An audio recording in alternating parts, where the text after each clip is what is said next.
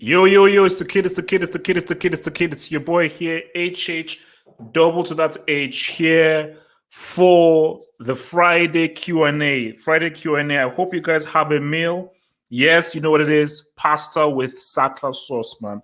That's what you do this really with. So remember, man, this is your platform, guys. Send whatever questions you want.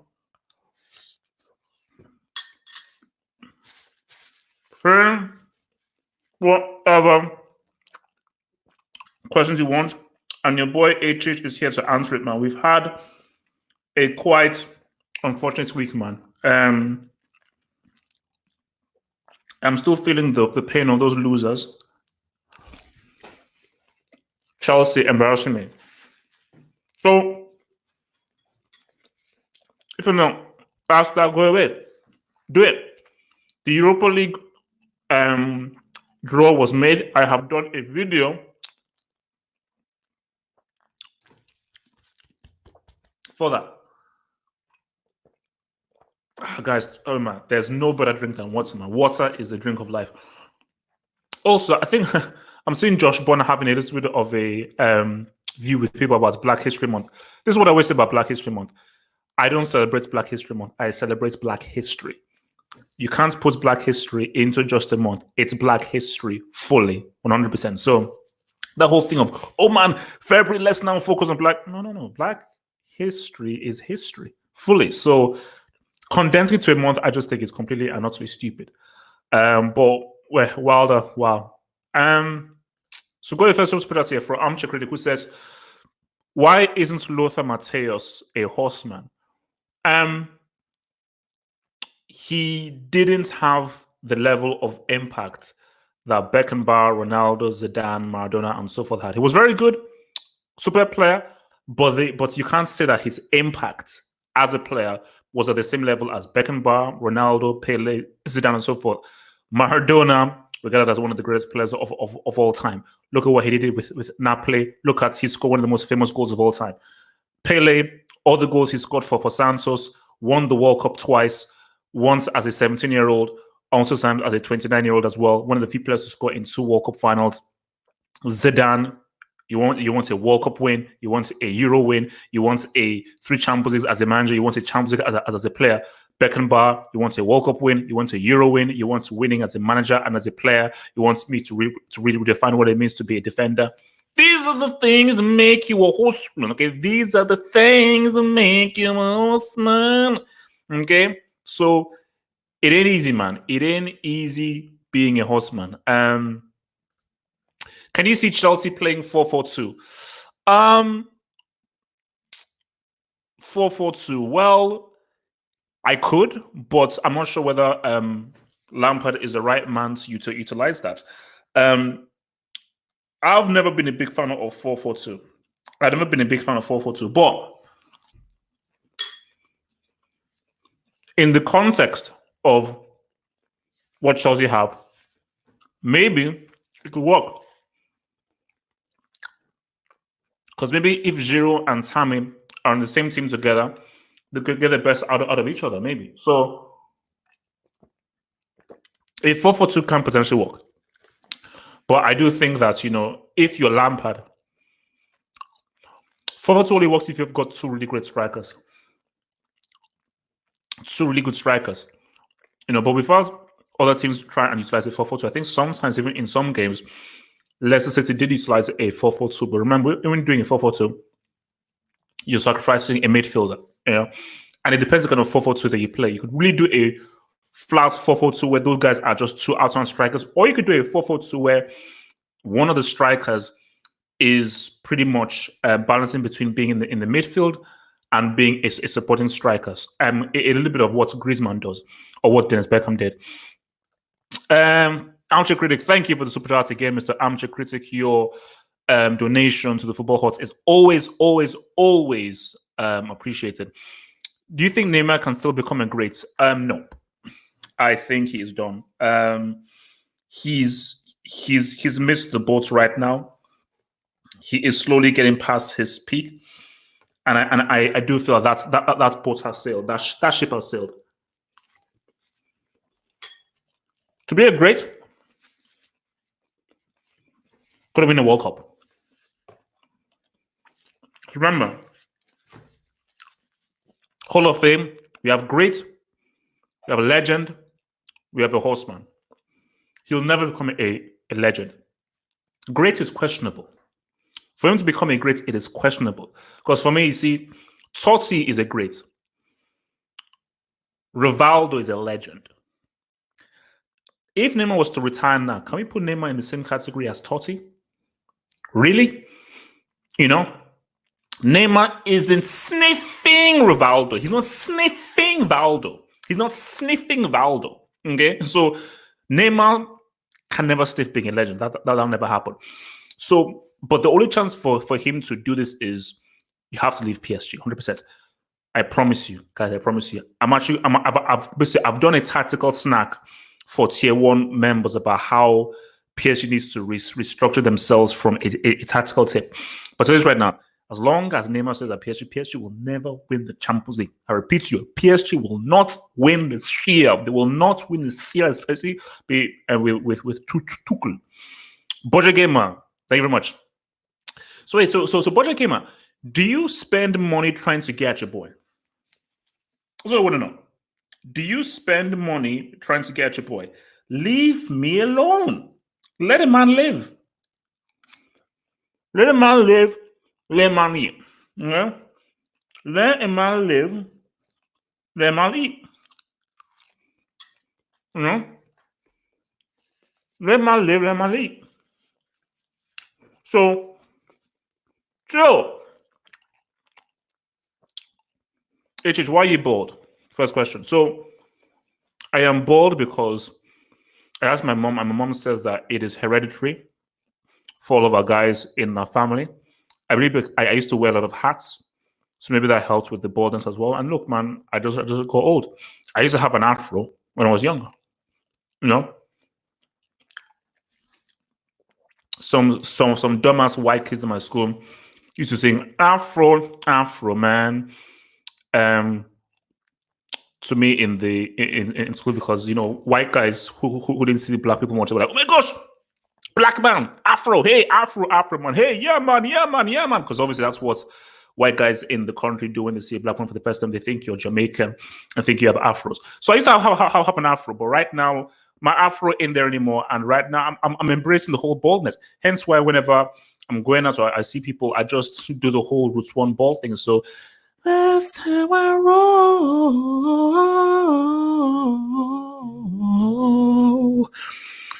There might be a thing. I'm hoping for my mercy.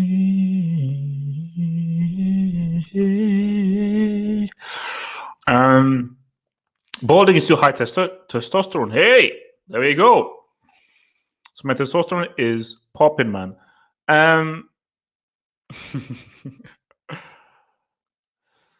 Do you think Chelsea's small pitch has an impact on their home form? Nope. Don't do that, bro. Don't do that. Don't do that. Don't do that. It's all about coaching.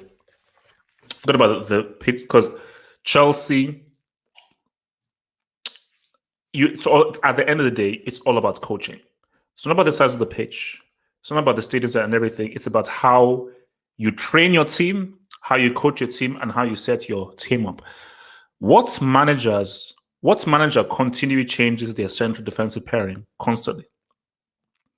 What manager plays Ross Barkley in any shape or form? What top team trying to go for the top 4 constantly plays a Ross Barkley? What top team does not have a plan B? Doesn't make substitutions? You've got to take a look at Lampard. I don't want to hate on the dude and everything, but you've got to take a look at Lampard and everything, man.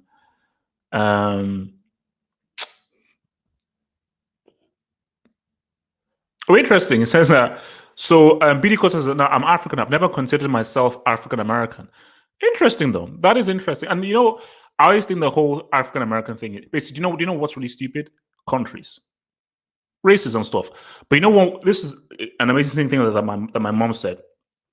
So my mom told me that, look, don't we are not all the same. Racially, we are different. Culturally, we are different. Trust me, I've lived around white people. I ain't the same as white people. But all because we're different doesn't mean that we should hate each other.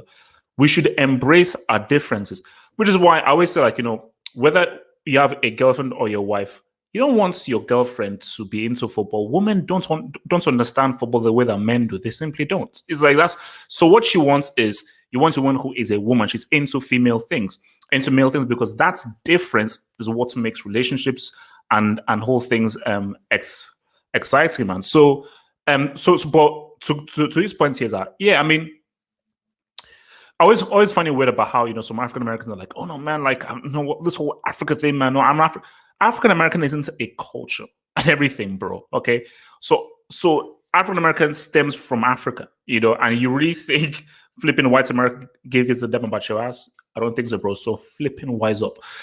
Football Hub members, I have some new emojis out there. So some of you guys asked for it, and I did what I could. So there is a Van Dijk emoji and there's an LDO emoji.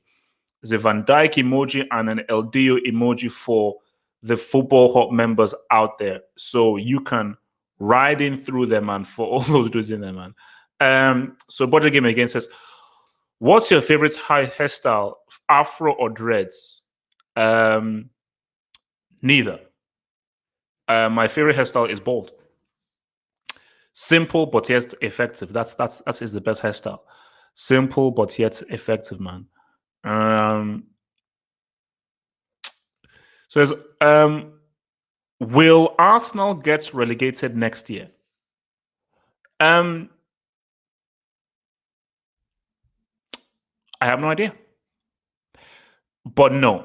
I mean, I know they would. I think they may struggle if they don't. If put it this way, if they keep Aubameyang, guys, I think they will still compete for the top four. If they don't keep Aubameyang, I don't think they'll be relegated, but they will definitely struggle. Aubameyang is carrying this team, and nobody should even dare chastise Aubameyang for missing that last minute chance, because he was even the one that even got that goal, so that gave them a chance of even going through. But Arsenal should be very worried if they lose Aubameyang. If they lose Aubameyang, Arsenal should be terrified and should be worried 100%, man. HJ, what do you expect after death? I have no idea. And no one knows. Don't assume what you read in the Bible is true about, oh my gosh, they go to heaven and we go to hell and all that kind of stuff. Or like I spoke to one dude who said to me that, if you believe, unless you accept Jesus, and you believe in Jesus, you will go into heaven. So I asked you that, okay, all right. So there's this dude who helps people, has helped kids, given millions upon millions away, and has dedicated his life to helping people. But he doesn't believe in Jesus. Does he go to hell? They just said, yes, he goes to hell. So I was like, okay. So there we go there. So for me, do you know what the real scary thing?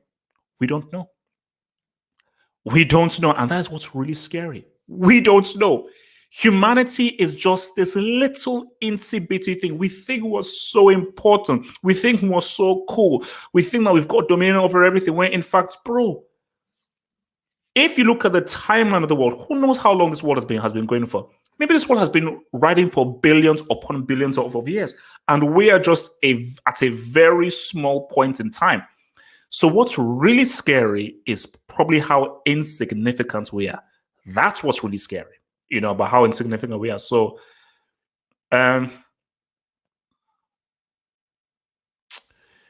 said 4-4-2. I never said 4-4-2 is the best for formation. I never said that. I said, for me, I feel the best formation is probably is the 3-5-2 or 3-4-3. Well, really 3-4-3. 3-4-3, where you have the utilization of your wing backs, because you deal with the central threats with your three central defenders. You have those dudes that can come back and make a 5 when you're defending. But you also have them as your flanks when they're moving forward in the flank. And also you have the options of the 3 of your strikers as well. So the 3-4-3 is very maneuverable, because it is very useful both in an offensive sense and in a defensive sense. But, there are times where 3-5-2 works. there are times where 4-2-3-1 works. I've never been a fan of a lone striker. I always say either have a strike partnership or have the three. A really good formation. I think one of the best formations was Barcelona's 09 formation and their 2011 formation, where they had the three. Well, obviously with the wing backs, but where they had those three, like whether it was Henry, Eto, Messi, or Messi, Pedro, and David Villa. Because if you have an effective three, you're gonna get that ass. If you have an effective three, you more likely than not you will get that ass, man. Okay.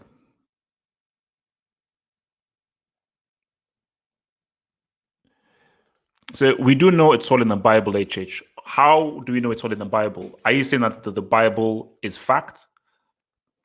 Is the Bible a thing in fact, man?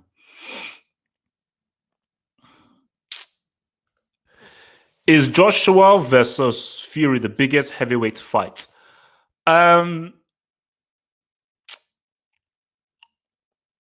Could be. I really believe that it could be one of the biggest heavyweight fights in a long time. I mean, it will definitely be the biggest heavyweight fight since Holyfield and what was it called? Since Holyfield and Tyson, because Tyson and Lewis was big for sure. But as big as it was,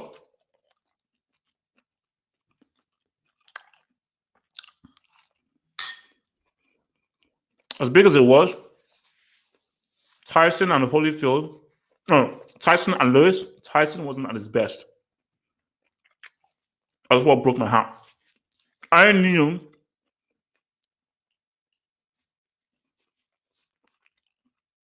that Tyson was not at his best. I knew he wasn't at his best. So I knew that he was sort of fighting, but he was not fully focused. He did not have full concentration as when he was fighting. So this could be the biggest because Tyson was still at his peak at Holyfield. He just lost to a better fighter in Holyfield. So I think the Tyson Holyfield one, I think that was the one in which it was okay. All right, man, this is how we're going to roll. Boobs or ass? Well, when you're young, it's boobs. When you grow older, it's ass. And it's as simple as that. Like, as you mature and you grow older, you actually know that it's really all about the ass. But when you're younger, it's all about the boobs. So, that's the thing there. All right, man.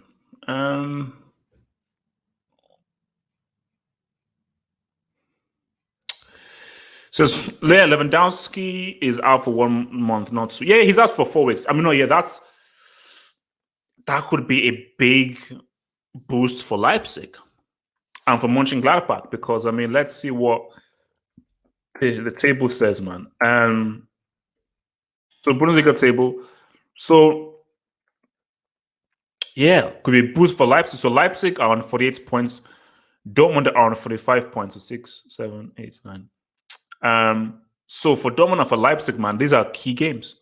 These are very key games for them. So Bayern play Hoffenheim tomorrow. Then they play the Cup quarterfinal against Schalke. Then they face Augsburg. And so yeah, I suppose they're winnable. Although that game away to Hoffenheim could be tricky for them. Because Hoffenheim are 8th. And Leipzig, who did they face? So Leipzig are away to Wolfsburg, then home to Freiburg, then away at Mainz. So I suppose that Wolfsburg away game could be tricky for them. And Dortmund, who they have? Oof! All right, huge one. Oh, no. Sorry, that's on Saturday. So tomorrow, Dortmund are home to Freiburg. Then next Saturday, they're away to Mönchengladbach. And then it's the PSG game. So yeah, it could be a huge thing for those dudes, man. So HH, explain why Verratti is better than KDB. For me, I feel that first of all, they are different players. They're different players, but at his very core, Verratti is just a better all-round player. Verratti is a better tackler. He has better ball control, better dribbler, better technique, better balance with the ball, better enclosed spaces, better with his right foot, with his left foot, has got a better, quicker footballing brain. All that De Bruyne has over him is De Bruyne is a much better passer. And De Bruyne, I think De Bruyne is a better passer, better at through balls, and better at crossing, But for me, just Verratti, he has more tools all round. Verratti has much more of a larger skill set than De Bruyne. But it depends what system you have. In a certain system, De Bruyne would work better. So let's say you're in a fast counter-attacking system, De Bruyne would work better. But if you're in a much more possession patient system, Verratti would work better, because I think De Bruyne works better where there's lots of space and he can spread his legs and he can really attack teams. But Verratti is much more of a guy who dictates play. So a better comparison is Verratti with a Toni Kroos, really, And another better comparison is De Bruyne with Coutinho. That's the thing. Blues TV, who's also apply. If Chelsea get a comeback, what will you do? Abdullahi, bro, look, man, that it's not happening. I'm not even going to say what I would do, because it's not happening. Like, they were so bad. Chelsea were so bad. They were so disgraceful. They so embarrassed themselves, and they so embarrassed the city of London, specifically West London, that I'm not even entertaining the possibility of them having a comeback. It's not happening. It's not happening. Like, it's simply not happening, bro. I'm sorry. It's not happening at all, man. They were just too bad. They were just too flipping bad, man. So Ramos is a criminal. That's a bit harsh.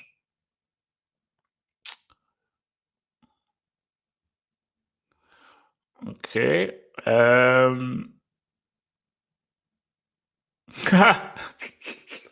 is an interesting word.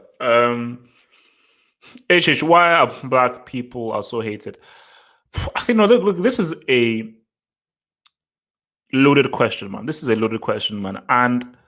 But for me, I just think that, it's how we perceive the world. It's like, I remember my mom used to teach me this song about, white, the angel's white, black, the devil's black.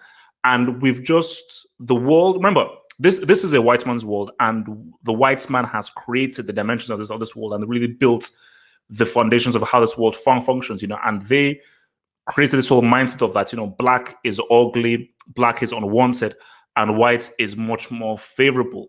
And once you just engineer these things through hundreds of years, people just have these images of black is evil and white is good and everything, But I just think, so there's that element, and also there's the element of envy from some people, because look, these are guys who've produced what's it called, whether it's blues, rock and roll, hip hop, rap, fashion, dance, Prince, Michael Jackson, Beyonce, Jay-Z, that have just produced some of the most incredible pieces of talent that we've ever seen. So there's that whole envy thing that's there as well. Because this is what I always say, especially in today's world. I always say that everyone wants to be black. Nobody really wants to be black. When you really think on that saying, then Homer says, I absolutely hate religion, but I won't stop you from practicing. Yeah, look, man, same as me.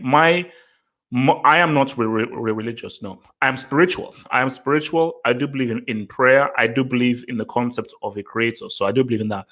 But the institution of religion, I just don't roll with. But my mom is very religious. And I respect my mom being religious. But that's just where we sort of differ. I can't be as devoutly religious as my mom. I just can't be. I've seen too many hypocritical things in religion that just rubs me the wrong way. Because I remember I was in Nigeria one time for Christmas, and I'm in this church, and look, I'm assuming this is a church full of all black people. Everyone in this church is black. I look up at the paintings in this church, and I'm seeing a white Jesus with blonde hair, blue eyes, and white disciples. I feel, oh, look, that's all cool. That's all cool. Look, it's fine if it's white and everything. But my thing, let's let the roles be reversed. Would white churchgoers in England or America or wherever, would they be happy if they had the paintings of a black Jesus or black disciples. That's what I'm going to say. So, there's just a few inconsistencies in religion where I'm like,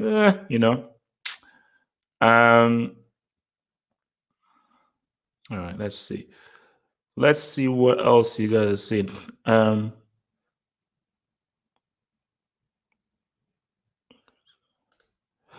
So if it does happen, what will you do, please? Oh, okay, look. If it happens, I don't know. I'll put it this way. If it happens, I'll become a peacock. And you know how hard it is for me to become I'll become an actual peacock, like a real, not, I'll become a literal peacock if Chelsea were to form a comeback. So that just shows you the impossibility of it happening. Blues TV, Chelsea not making a comeback. It's over. Even without Lewandowski, Chelsea are not beating Bayern 3-0 and they're not beating them 4-1. Chelsea are not scoring 3 or 4 goals away at the Allianz. Let's see what happens. Crazy things have happened, but that team that I saw there, those guys are garbage, bro. I'm sorry. And if they're going to do it, then Lampard shouldn't be around them, man. Actually, do you think Nigeria will forever remain united or someday disintegrate? Well, if things with this Boko Haram get worse and so forth, you might see a cessation, just like as you see with, I think it's Sudan. I think there's a North Sudan and South Sudan. Yeah, you might see a Northern Nigeria and a South Nigeria because there's definitely massive issues between the North and the South. So that could happen. Very true, man. Oh wow. Mount Rushmore of football. Well, halfoffootballhot.com, click on Hall of Fame, and look at the horsemen. Those horsemen are the Mount Rushmore of football, and nothing else, man. All right, let's see what else you guys are saying, man. All right.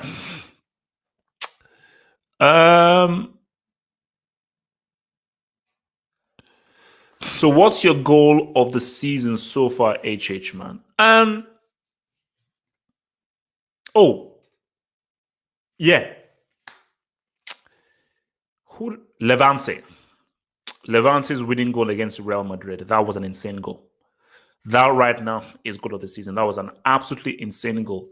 Now, if you look at it closely, Courtois messed up because I think Courtois thought it was going over, but that just shows you how crazy the goal was because Courtois didn't think that he would be able to score it from that angle with that kind of height. But it was so sweetly hit, so beautifully hit from such a difficult angle that, just as far as just the technique and the technicalities of a strike, that for me is 100% goal of the season. I mean, a close one is Dybala's free kick. Dybala's free kick from an impossible angle. That was also a very good goal as well. So, but I think that goal by Levante, man, that was a big one, man.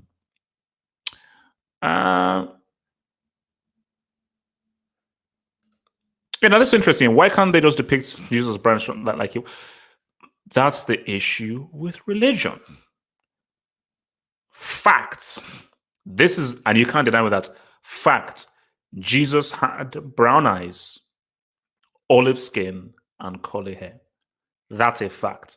It is an impossibility that Jesus, based on where he was, where he lived, for him to have fair skin and blue eyes. But it's all about depictions. Because for certain racist white churchgoers, they will find it very hard in praying to and worshiping a Jesus that doesn't look like them. That's the sick thing. And that is where this whole thing of the slave mentality goes deep. So for black people and for non-white people, they're very happy worshiping a white Jesus. But for other white people, they will not be happy worshiping a brown Jesus when, in fact, it is a scientific fact that Jesus had olive skin, curly hair, with brown eyes, man. But again, look, man, I I'm not against people that follow religion. I don't, and religion can help a lot of people. 100%, it definitely helps a lot of people. But I just think that there are some very evil people. I mean, look at what priests do. Look at all that crap that priests do with the altar boys and everything. Is people abuse their power? Priests abuse their power. Because priests are just people.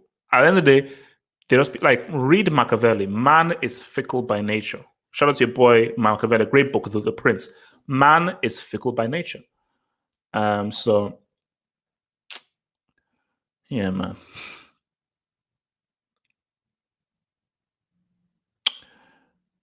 All right, let's see what else guys are saying. What are your thoughts on Muslims and the Islamic religion? And it's just like any other religion, like no thoughts. I have definitely I have a lot of I know friends who are Muslim, who follow Islam, and I have no beef. So I'm not one of those guys that are like, oh my gosh, no, this religion is better, this religion is worse. Look, man, it's a religion. I just don't like to be part of an institution. That's just my thing. I don't like to be part of an institution. But what I have definitely found though is if you're black, you do feel more at home with Islam than with Christianity. And this is what me and my brother actually said to my mom, so they've been popes for hundreds of years. There's never ever been a black pope. There've been so many different popes for hundreds of years. There's never been a single black pope. And Christianity has always felt like much more of a white religion. And Islam has felt much more of a multicultural religion where like really it's open for anyone. Really, anyone can come in, so it's more free. But I think Christianity, there's definitely a more Caucasian focus on Christianity. Not saying no one is better or worse. That's just me looking for the insight. I'm not in any religion. For me, I said I'm agnostic. That's my stance. I'm an agnostic dude. All right, I think we have another super chat here. So, Armchair Critic Bro, thank you for the super chat, dear sir. Thank you, bro. Do you think that other than 2010 and 2013, every Ballon d'Or winner was worthy in the last decade? Now, I have to now really think, man, and really go through all of those Ballon d'Or winners. So obviously 2010 should have gone to Snyder. 2013 should have gone to Ribery.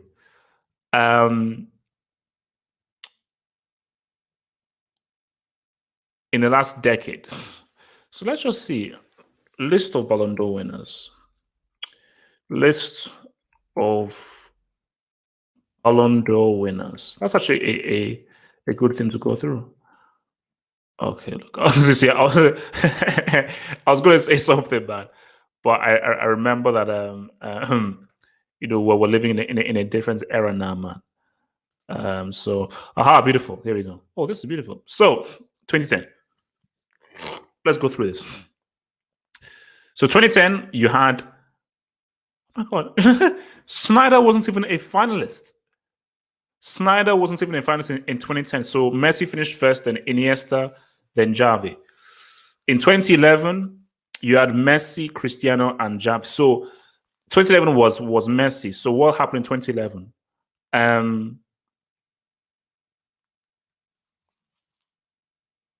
So yeah.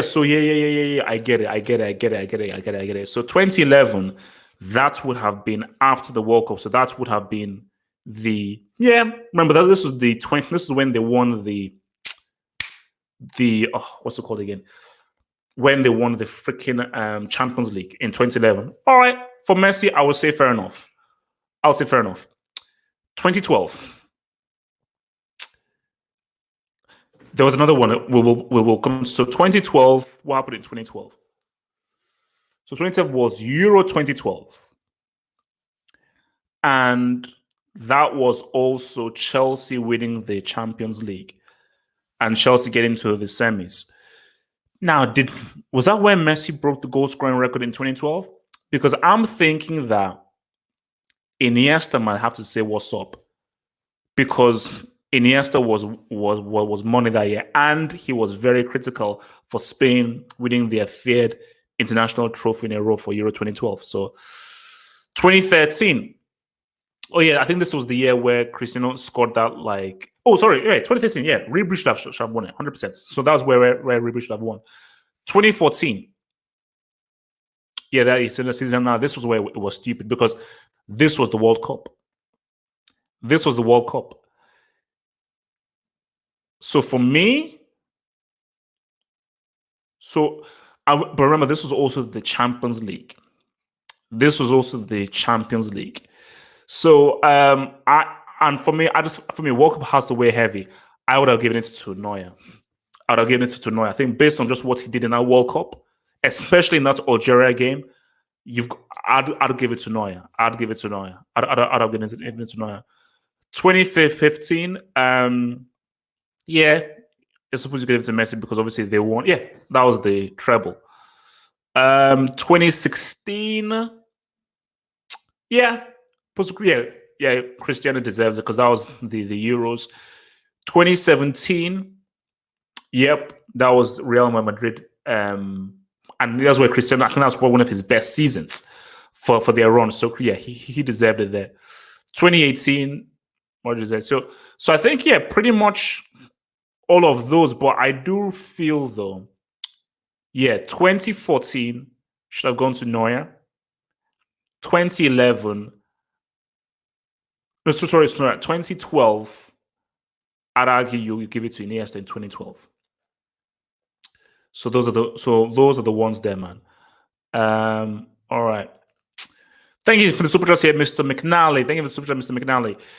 Is Fred underrated now in the Premier League? He has been playing unbelievable for 5 months. Look, let me keep it real with you. I was one of the first to call Fred trash. And Fred has been under review for like 5-6 months.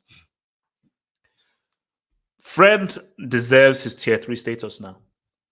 Potentially, Fred, you could argue Fred is an upper tier 3. You could argue Fred is an upper tier 3. So, testament to Fred of working hard, keeping his head down, and really just grinding away with performances, grinding away, man. Because 100% he has definitely been one of United's best and most consistent performers this season. So, yeah, look, again, he's not the most flashy player and everything, but he's kind of like also like a Gattuso or an Ambrosini or a Matuidi. You always need those kinds of players just to give some weighting, to your team. So Fred has been playing amazing. He has definitely been playing amazing. So all credit to him. All credit to him for sure.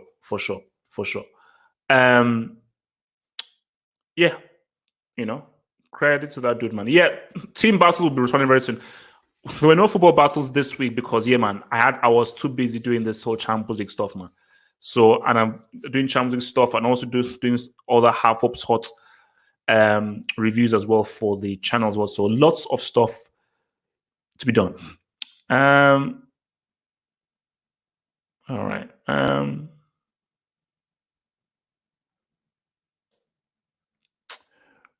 Ryan Babel, what the hell? It's interesting. HH, do you think YouTube is going downhill? I think YouTube should just be very careful. YouTube is a blessing. I think YouTube is a blessing. I think YouTube is a great antithesis to natural terrestrial TV. I don't watch terrestrial TV. Literally, I turn on my Fire TV and it's either Amazon, Netflix, or YouTube. On YouTube, I watch my Joe Budden TV, Jody's Corner, John Campier Show, because Collider is now trash, All the Smoke podcast, sometimes First Take, Skip and Shannon, and all that kind of stuff, man. And it's so great having access to this quality stuff and even some user-created material as well. I like a Jody's Corner, Double Toasted, and so forth. And in Netflix and Amazon, my God, I can now pick what I want to watch. I don't need to have garbage TV shoved down my throat because it's so unfortunate. In England, in the 90s, England had amazing TV. Amazing TV. There used to be this, go on to YouTube, there was this show in the 90s in England called Cutting Edge. Where, Spitting Image, where they did like caricatures of all these politicians, and they used to pretty much mock them. Really dark, really edgy, but very creative. And England used to have so much of this amazing creative stuff. Then something happened, and they just stopped all that stuff. So now on English TV, you have garbage like Love Island and all this crap like X Factor. So it is such a blessing. But the whole YouTube thing is, YouTube isn't going downhill, and everything. But I do think that for YouTube, they have to really be more supportive of their creators. They have to. And for all their creators, because YouTube can even be much, much more greater.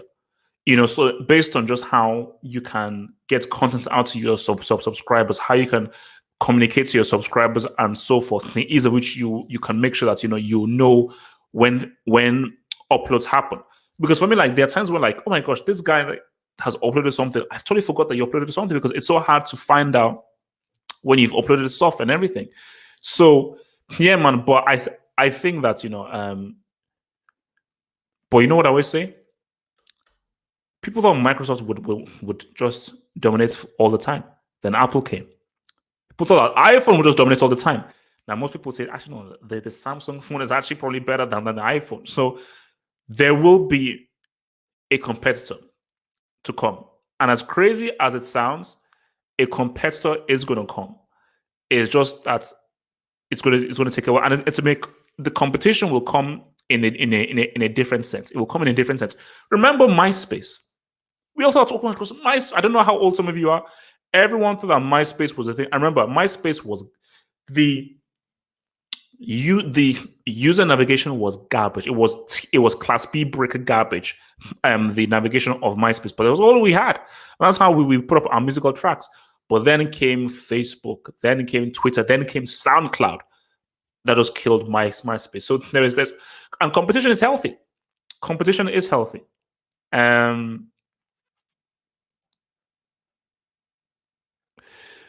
Weekend's fixtures, man. Well, look, man. So what do we have? So in the Premier League, man. Let's see what we're in the Premier League. Let's see what we got in the Premier League, bro.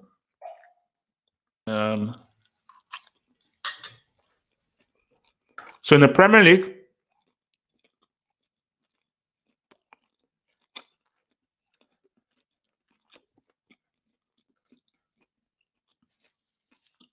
let's see. So remember, City are playing Villa this weekend. So Chelsea are away to Bournemouth. My God, Bournemouth will beat Chelsea at the crib. Newcastle, Burnley, Watford, Liverpool is tomorrow's evening game. So tomorrow's evening game is Watford against Liverpool. I think Liverpool beats Watford, man. Remember, so Liverpool are like 4 games away from clinching this. Then Sunday's game, Everton, Man United, and Tottenham against Wolves. Interesting. Let's see what's popping in the Serie A. See what's popping in the Serie A. In the Serie A, we have so Napoli, Torino.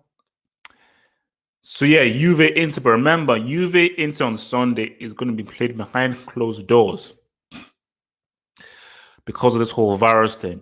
And my God, maybe that could be an advantage for Inter Milan, because that game will not feel like a neutral venue game. And it is a very important game, because as Juve play Inter Milan, Lazio play Bologna tomorrow. So if Lazio beats Bologna tomorrow, which they should, they're playing at home, then I believe for the first time this season, Lazio will go top. And that will put a lot of pressure on Juventus in that game against Inter Milan, man. So we already talked about the Bundesliga games, and let's look at La Liga right now. And yeah, we all know, I mean, we'll talk more about this definitely on Saturday. But obviously the big one, so we have Valencia against Betis, Bilbao against Villarreal, and yeah, Madrid against Barcelona, man. Guys, Madrid are losing that game. 1,000%. If I had cash, I'd bet cash. I'm willing to bet cash. I'm almost willing to bet cash that they're gonna get beat. They're gonna get beat. Real Madrid are gonna get beat. 100%. Those guys are gonna get beat. All right, let me take some of the super chats here, man. I think I missed some, man. Scrolling up, scrolling up, scrolling up. Did I miss something?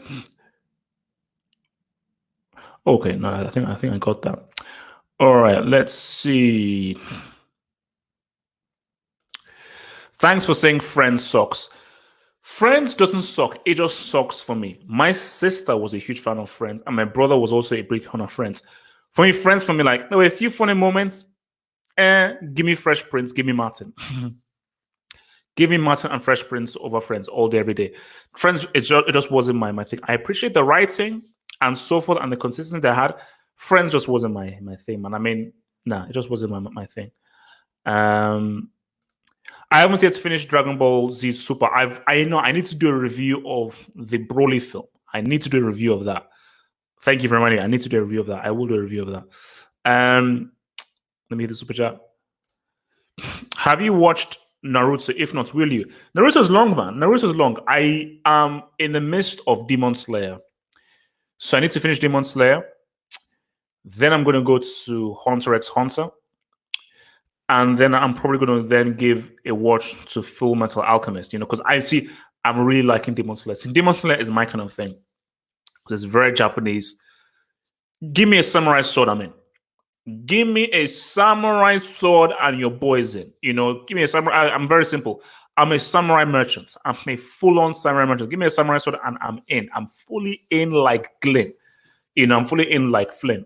So yeah, but if I have time, I'll probably try and watch a few more episodes of Naruto because I watched the first episode of Naruto.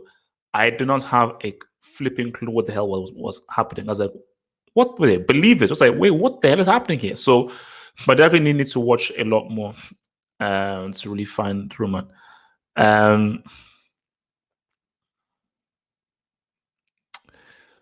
Sergio, don't tell me you really believe that Real Madrid will beat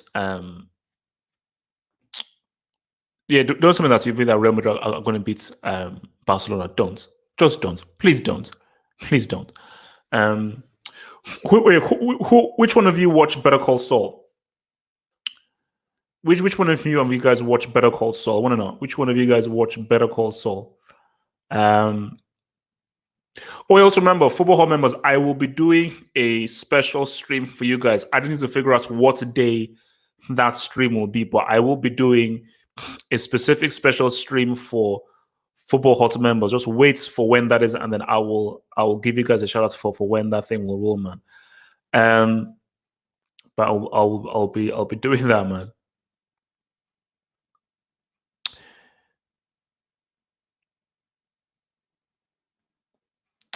Oh yeah, Salah. Yeah, I mean, I will. Yeah, I will read. Actually, did I? I swear I released my spoiler review of Once Upon a Time in Hollywood. Look, it's more like Once Upon a Time in Brickwood, man. That film was nothing, man. Nothing happened in that film. For me, it is the most disappointing Tarantino film. Because Grindhouse was okay, like what's it called? Death Proof was all right. It wasn't great, but Death Proof was all right. Easily, my least favorite Tarantino film is Once Upon a Time in Hollywood. Easily. So okay, yeah, I'll put that in there, man. I'll put that in, man. But see, Joe, they say that they need to stop milking Breaking Bad.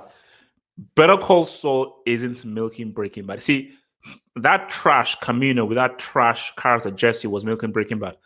Better Call Saul, I think, it's a really interesting story. Because again, I'm not one of those guys that I'm like, well, do we need to see the preview and everything? The way they do this and the way it's written and so forth is good. There are bits where it does feel like if it's milking, but it is good. But what I do agree with is once they're done with this, bro, Vince Gilligan, do something else, man. You're a talented dude. Just leave the university, leave it go, because at the end of the day, it's cool. We love Gus. It was all about Walt. It was all about Walter White.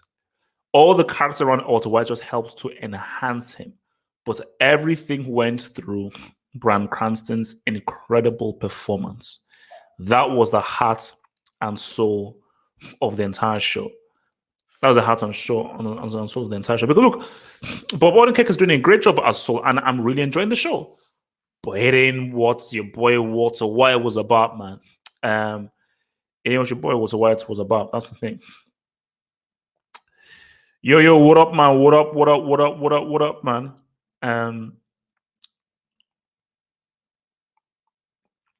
Look.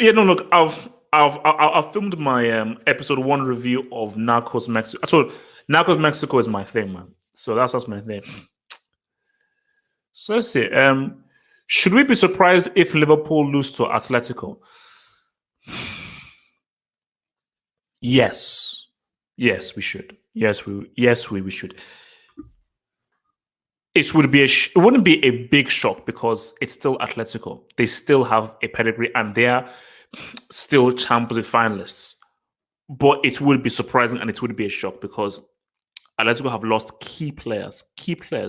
So got Gabi, Godin, Felipe Luis, Griezmann, Costa in the same before. So these were guys who were the core of that team. So and Liverpool are amazing at Anfield. You know, this Anfield is their fortress. You know, but look, man, West Ham lost 3-2. So if Atletico lose 3-2 to Liverpool, they go through because Atletico can lose the game but still go through. They can lose the game, and so I think that is one thing that Atletico will be holding on to. That we are not here to win the game. Most likely, we're not here to win. But if we're going to score a couple of goals and a few goals, and we just keep it as a 1-goal deficit, we go through on away goals. We go through on away goals, man.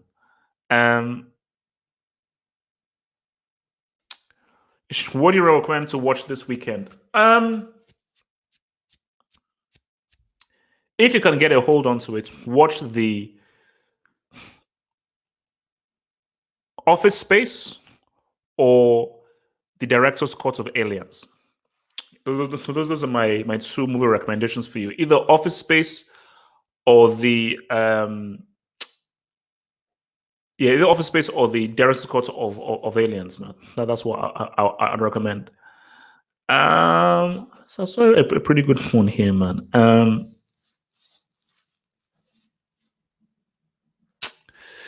Jim Carrey or Eddie Murphy? Eddie Murphy for stand-up, Jim Carrey for films. Even if Eddie Murphy, like I was watching Beverly Hills Cop 2 recently, man, and Eddie Murphy during our run of like Golden Child, Beverly Hills Cop, Trading Places, Coming to America, he was good, but my gosh, man, The Mask, Cable Guy, Liar Liar, Me, Myself, and Irene, Ace Ventura. Jim Carrey produced some of the craziest comedic performances in the 90s. Like those films he released, insane. Absolutely insane, man. Who is the most underrated player in the world? The most underrated player in the world.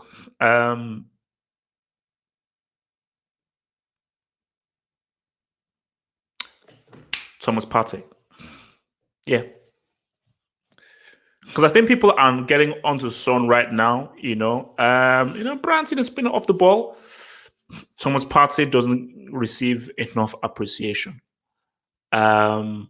He's a kind of that's a kind of player where if I'm going into a summer, I'm like, Thomas Partey is near the top of my wish list. So for sure, Thomas Partey is definitely the most underrated right now, and he's, you could argue he's Atletico's best player. Him alongside Oblak are Atletico's best players, man. So very, very, very good, man. But so who is more underrated than Thomas Partey then? Tell me. Like apart from him, who is more? That's the key word, underrated, for a guy who is really good, but is not given the kind of love that you feel like he should be given. Who is much more underrated than him, though? Oh yeah, this is interesting. Yeah, I even was thinking of doing a video about this. Who is your Hall of Fame winner? I believe for me, Shearer should be the first to get inducted into the Hall of Fame. I think it should be Shearer, Henry, then maybe Giggs. Those three. Now, if we are putting in managers, Ferguson should be the first. Like if we're in, because if it's just players, Shearer should be the first. If it's managers, 100% Ferguson first, Wenger second. Then I don't even know who else would have bought. 100% Ferguson defined that Premier League. He defined that Premier League. And Wenger's impact when he first came in has to be put in. But man, Shearer, man, bro, what that dude did, first of all, the goals record is one thing. What he did with Blackburn Rovers is another thing. The kinds of goals that he's scored and what he did with both Newcastle and Blackburn, I think you've got to say what's up to Shearer. Henry, best player the Premier League has ever seen, 100%. He's the best player ever in the Premier League. And Giggs, longevity. It's just the longevity arguments here. But I mean, I'll be interested to know who they'll pick first.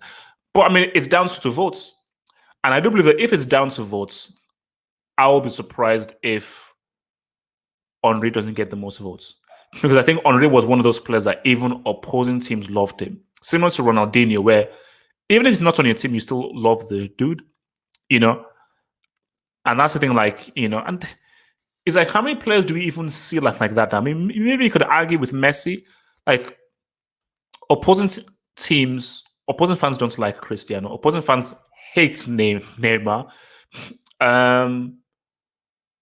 Opposing fans are maybe indifferent with Mbappe, not really. But remember, opposing fans love Ronaldinho because he just played the game with so much joy that people loved the flipping dude. I think Ronaldo was loved by everyone. Ronaldo was loved by everyone. But I don't know. There was just something about Dino. Look, man, Dino was special, man. Dino was special. I don't know. Maybe I should make the dude a horseman, man. Dino was special. Dino was special, man. Dino was a special dude. Dino was a special dude, man.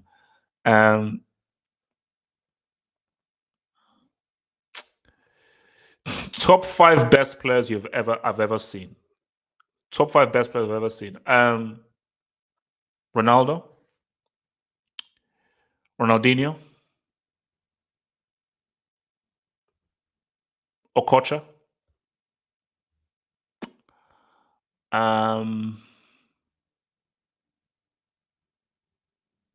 Zidane. So remember, this is not guys who I'm saying, because remember, Maradona was really before my time. So when you say seen, these are guys who I've watched them week to week to week. So yeah, so Ronaldo, Ronaldinho, you have to say is Okocha, Zidane, and you have to I've probably got to say Messi. Probably going to say Messi. Yeah, those 5. Those are the 5, man. Those are the 5, man. Those are the 5. This dude says which Ronaldo, bro. Don't do that, bro. Don't which Ronaldo. Yeah, are you really asking me that? Which Ronaldo, man? Come on, bro. Come on, bro. I mean, don't do that to me, man. Don't do that to me. BM, I mean, like, still to this day, to this L. But the best player that I've ever seen, Ronaldo is still the best player I've ever seen, man. Like I told you, like, what's it called? When I was in the interview for my job, like, the boss asked me, okay, name me 3 heroes. One of the heroes that I named was Ronaldo. And I was like, Ronaldo, he felt like a superhero. Because I was like, this guy could dribble, he could score goals, he could make passes, and he was like a one-man army. And he did things on a pitch that just, you'd go, how did you do that? And literally, people would be fearful of him. People would be fearful of him. People would be like, oh my gosh, whoa, and they'd literally be like backing off. People would be backing off against him because they're like, nah, man, this dude is different, man. Nah, man, Ronaldo was our dude, man. Ronaldo was our flipping dude. Ronaldo was our flipping dude. Thank you for the super chat here from Mr. Bombast Ablasta. Bombasta Blasta. Says Kroos badly missed, in my humble opinion. Kroos versus De Bruyne overall. See, that's why I'm at a loss. When I did my preview, I was looking forward to, all right, man, Tony Kroos against Zidane. Who's going to win this, man? Who's going to come out on top, man? Tony Kroos or Zidane? Tony Kroos or Zidane? Who's going to come out? No, like, why did Zidane go with Modric? Why? Why would you pick Modric ahead of Kroos? I thought your strongest three, if everyone is fit, is Fede Valverde, Casemiro, and Tony Kroos. Bad move from Zidane. I think that was such a bad move from Zidane because that game needed Kroos. And I think if you're Tony Kroos, you must say to yourself that how the F was I on the pitch? So how the F was I on the bench?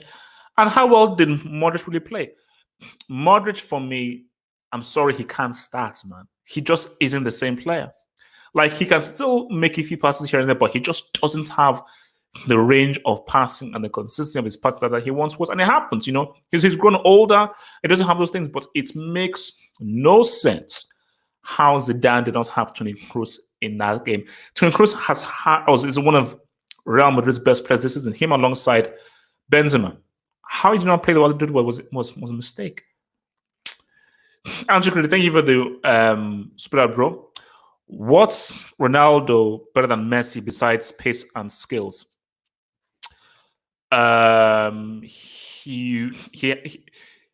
He was a much clutch goal scorer, had better character, had better technique, better with both feet. Left foot, right foot, could hit you like that. Could dribble with the left foot, right foot. Could score with the left foot, with the right foot as well. But for me, I say no. Messi is definitely better than Ronaldo in regards to passing, creativity, and playmaking for sure. And maybe balance. But in terms of finishing, clutch, dribbling, technique, ball control, Ronaldo, bro. Like, sorry, that's why he was called he was a phenomenon. And remember, that's the key thing. In the teams that Ronaldo played for before his big injury, Barcelona and Inter Milan, he was only man. Go and watch Ronaldo's goal against Compostela. Go watch his goal. This dude was he was like a superhero. He was like a superhero, and if I'm a defender, I'm not fearful of Messi. I'm more so like, how are we going to deal with this dude? But I'm not scared of him. Ronaldo, you were terrified of him. You're like, Jesus, what the hell?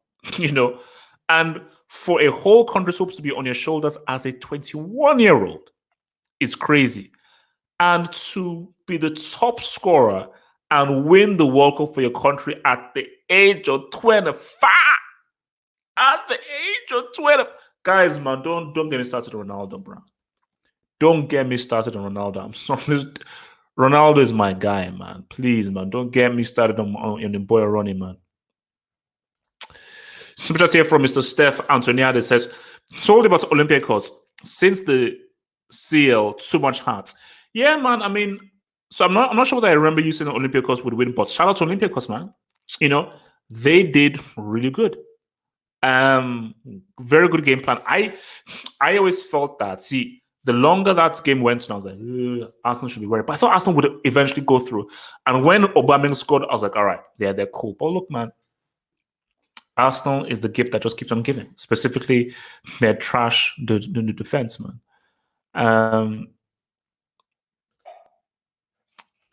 So says, Carvalho has been irrelevant since Cristiano left. Can you explain? I know what you're getting in regards to. A lot of Carvalho's assists came from Cristiano getting at the end of his assist. I think Carvalho had like a really big injury. Because remember, Carvalho wasn't even that great in 2018. I think after 2017, he had a really big injury. I think once he had that, he never recovered off of that injury. And I think, as you can see, that's why I'm going to put Carvajal under review. I'm going to put Carvajal on review. And that is painful. I never knew I'd do that, but I'm going to put him under review. He's just not that same dude. He's just not that same dude anymore. And there's just the spark he once had is gone. So I don't think it's down to Cristiano, but I just think the spark that he once had is gone, man. Oh my God. I bet you £100 Rangers and Gerrard win the Europa League and shock the world. I'm very tempted to take you on that bet. Because I think Rangers are going out in the next round.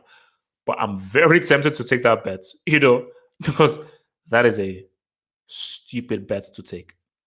Oh, lie, as I was going to say in Nigeria, lie are Rangers beating Sevilla or flipping Frankfurt or Leverkusen. Now, remember, bro, Scottish League ain't flipping European competition, bro. That ain't happening, man. Game from Steph Antoniades says, Olympiacos to beat Wolves. Emre Mor next big thing. Yeah, I remember seeing the Emre Mor play. I think, he's a Turkish dude. Pretty good player. And he was at Dortmund. He was at Dortmund. What wasn't he? I wouldn't be surprised if Olympiacos beat Wolves. I'm still taking Wolves. I still think it was going to be a good game. But yeah, man. It'll be a good game. If Olympiacos will win, it wouldn't be surprising. Olympiacos will be favorites in that game. They've got a deeper pedigree, and they've come from the Champions League, so they'll probably be expected to say what's up. No, Ronaldo had better skills than Messi. Skills. So this is elastical, rollover, left foot, right foot, pirouette, putting the ball through someone's legs, different kinds of maneuvers. Just go watch Ronaldo Impossible Technique. That's what I ask. Go and watch Ronaldo Impossible Technique. That's what I ask for. Go and watch that, and you will see why this dude was insane. You will see why this dude was insane. Actually, I need to probably get back into doing those player compilations though, because I'm always worried because YouTube always will be like, oh, no, we're gonna bamboozle you, bring you down, all that kind of crap. But I want to hear and I think I need to do Baggio because people have been asking about Baggio. But yeah, I think I need to do a Baggio one, man, and Del Piero, guys. If Del Piero didn't get injured, man, Del Piero was quality, bro. Tell you, man, Del Piero was quality, man. The Delich. The flipping Delich.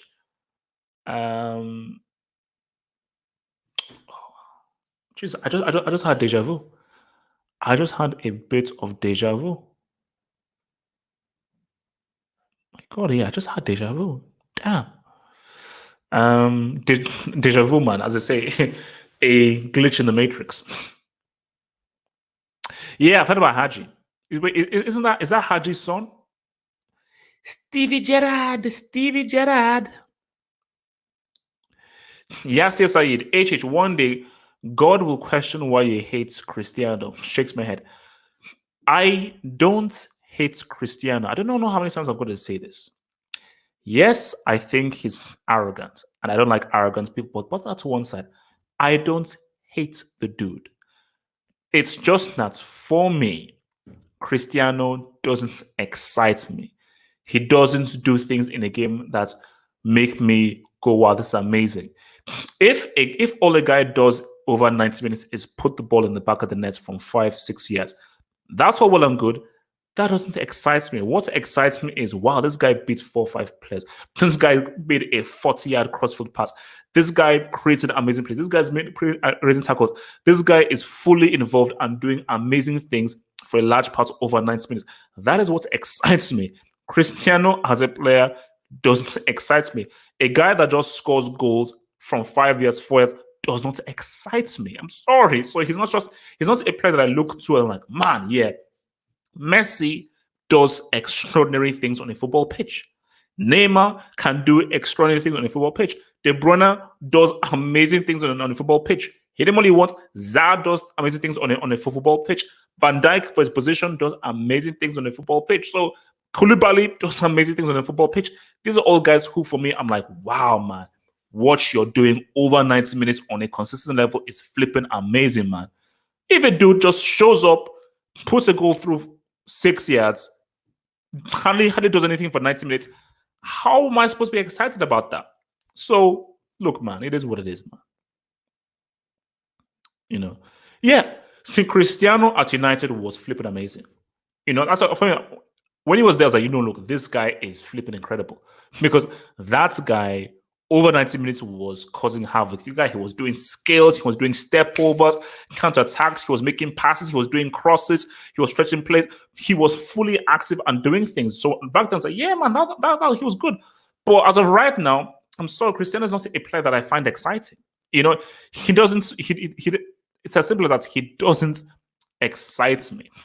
Nothing he does excites me. So, Copa America this summer. Argentina unbeaten since semis loss against Brazil. Is there a Copa America every single? So let me just get this straight. Are they going to make a Copa America every single year until Messi wins one? That's what I want to know. But what I don't understand is that you're never beating Brazil. You're never beating Brazil. That's never happening. Like this Argentina side is just not beating that Brazil. If they run into Brazil, especially how they are going, Gabriel Jesus is not coming into his own. Firmino is now done his own thing. This is definitely Brazil are now building probably one of their best squads that they've had in a long time. And going into the next World Cup, Brazil will be looking pretty money. Because I think in the next World Cup, Jesus will now be a fully fledged on striker.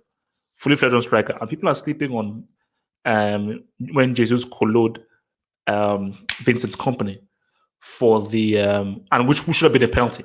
That should have been a penalty. Stefan Tonidis again.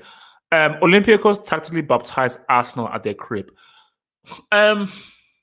Yes, you could say that. Yes. Because this has been a team on Arteta that kind of creates chances. They didn't have an answer for the 2 banks of 4 tactic that they employed, and they just did not have an answer for it. They simply don't have an answer for it. And I just think that Arteta and his team just could not unlock the defense. So it was a very well executed plan by him. Oh, Lord.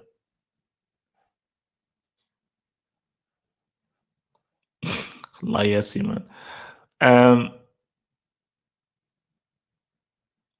Yeah, and I think the thing though is you just have to accept it. Like Messi will never win an international trophy with Argentina. So when he retires, it's one of those things of how do you compute that?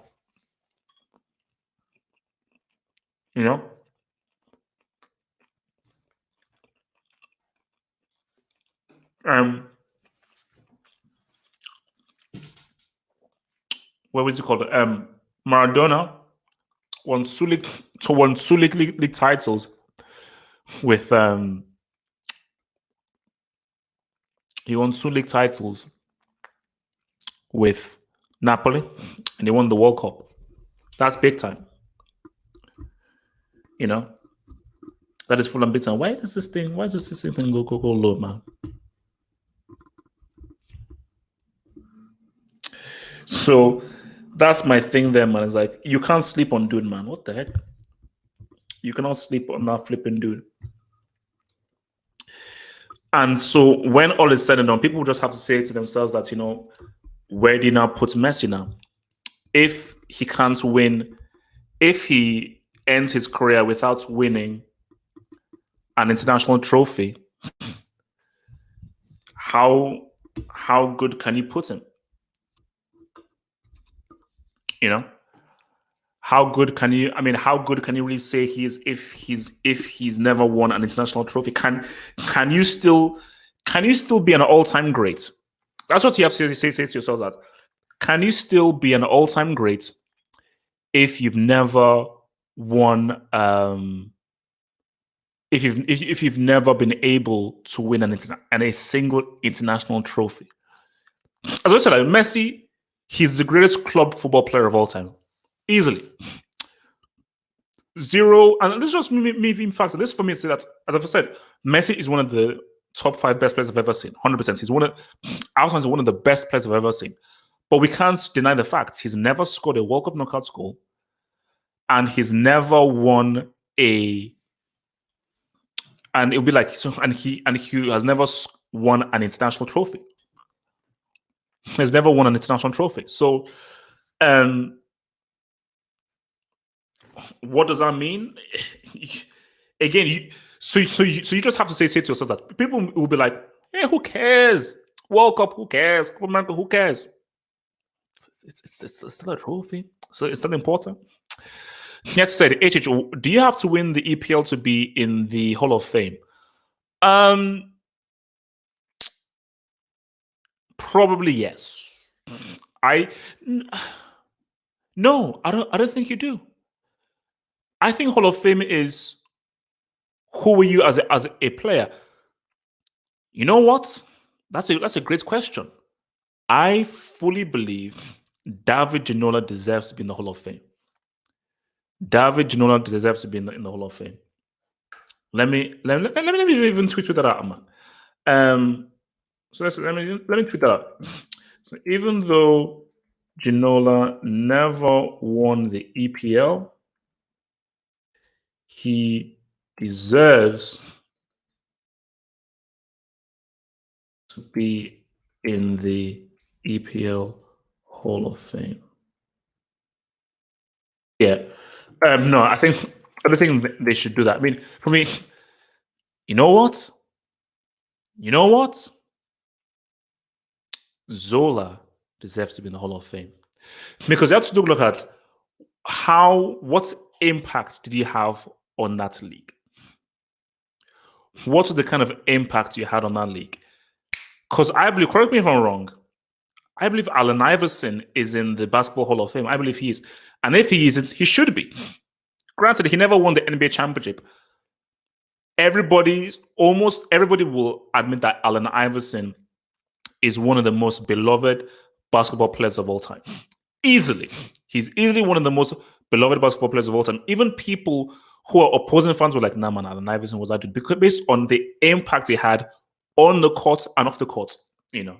And obviously, an obvious one, even if, he did win the league, I mean, Cantona has to be inducted, you know. But then again, it's his impact on the pitch and off the pitch. But yeah, that's my argument. I don't think you should have had to win the Premier League for the thingy. Yeah, we'll say Gerrard 100% has to be there. Gerrard has to be there. You know, so put it that way. Are they really going to make a Hall of Fame and not include Gerrard? That's the thing. So are they really going to make a Hall of Fame and not include Gerrard? Of course they will, man. Of course they will. You know. So that's the thing, man.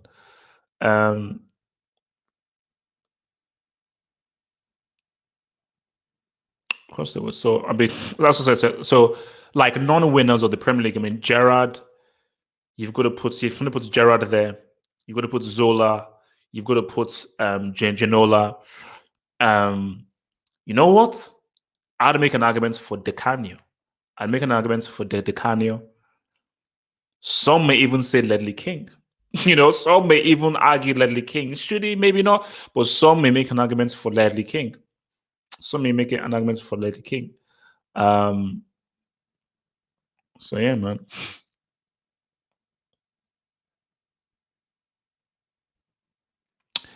He's Argentina's top scorer. No, for me, look, I saw it. All I'm reading are the facts. Okay, I'm the truth sayer. All I am reading are the facts. That's it. The fact is, Messi has all these titles for Barcelona and so forth.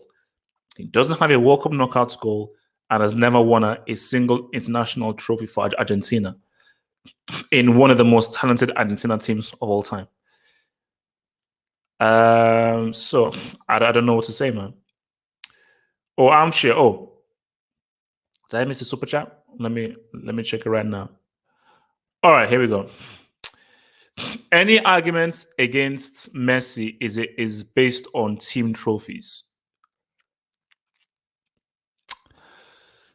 Well, if we look deeper, again, I mean, and I think this is a series that me and Daniel are working on for Talking Tactics, where we look at classic games. We pretty much talk and review over classic games, and one of the ones that we will be doing is the 2014 World Cup final. Bro, that was a very close game. That was a very, very close game, and I do not know why Laverty was taken off. Laverty was actually one of the key players. So my thing about it is, you had your Messi. Messi had pretty much a one-on-one in that game against Neuer. Put it wide. He had a free kick in that game. It didn't happen. That was his best opportunity to win it, because that was a very even game.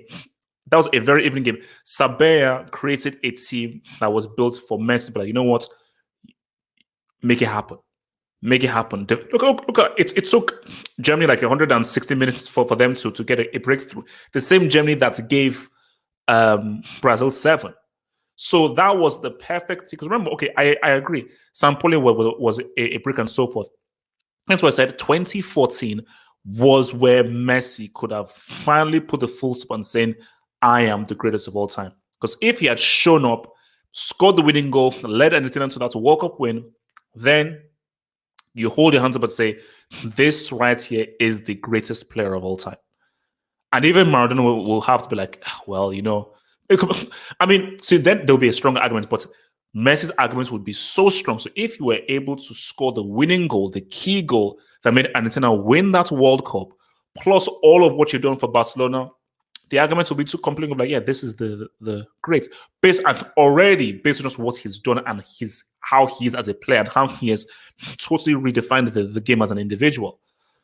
So, but he had his chances, bro. He had his chances. I was there willing to crown him, but it didn't happen. Yassi Said, man. Thank you for the super chat, Yassi Said. The Hall of Fame should be impossible to get in order for it to mean something. Strict criteria. I'm sorry, you could be amazing, but you must win the EPL. Now, Yassi Said, this is where the Half Hope Hall of Fame differs from regular Hall of Fame. Because, Said, I do agree with you. Hall of Fame should be strict criteria. Very strict criteria. And I think the least you should have is a Premier League trophy. That's what I think should happen. If I was doing it, that's what, because I would run it like how I run the Horseman, where to be a Horseman, you have to win a World Cup. To even be considered, you have to win a World Cup. Then I will very, very carefully critique how much was your impact as an individual. But CSI, are they really going to make a Hall of Fame and not include Steven Gerrard? Really? Just like, are they? Liverpool fans will literally destroy and lubricate the Premier League offices if that happens. Do you really believe that's going to happen? Do you really believe that's going to happen? No. So no. I mean, look, it's obvious, man. It's obvious. Like, it's just going to be about the players who really impacted. But yeah, because the whole point of a Hall of Fame or a special grouping is it should be difficult to get into. So once you're in there, like, man, you feel special. That's why there are only 5 horsemen. Look at how many players they've been. They've been thousands upon thousands of players. There are hundreds of amazing players. Only 5 horsemen. Only 5 flipping horsemen. Because I make the criteria extremely hard to become a horseman. I make it extremely hard. So when you become a horseman, you're like, wow, it means something. Things only mean something if it's difficult. The World Cup means so much because it is so hard to win. Because it's every 4 years. It's only for 2 months, and it is so hard to win because you're facing teams who are willing to die for that trophy. Jonas Philberg, man, shout out to Football Horse member and shout out to the Horseman member, Jonas Philberg. What up, baby, man? Out of curiosity, which team is the most supported in your home nation? I think I was actually discussing this, and I think I mentioned this before. It's a toss-up between Arsenal and Man United. Toss-up between Arsenal and Man United. But I doing some research. It's tough, but doing some research on what I know of Nigeria, I think it's Arsenal. And the reason why I think it's Arsenal is, and this is just me being real. Most black people support Arsenal. Now, United are obviously a huge, massive global brand, but there seems to be an affinity of Arsenal amongst black people. So most black people you meet, they support Arsenal, you know. And I just think that for a lot of remember, a lot of Nigerians are in London, and there are very close links between London and Nigeria. So when Nigerians come into London, the teams that they will support is Arsenal. So whenever you're seeing your aunts or uncles and everything, so it just when you break it down, it makes more sense, way more sense that Arsenal are probably the most supported team in Nigeria. Then closely, I would say closely followed by Man United.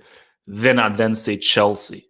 Then obviously Liverpool. I think Chelsea are definitely rising. Chelsea are definitely rising, but because I think I remember when Rio Ferdinand went to Nigeria, and it was a big deal. But trust me, if Henry was to set foot on Nigerian soil, he'd be skinned.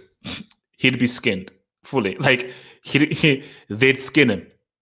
They'd skin him, man. So yeah, man. Yeah.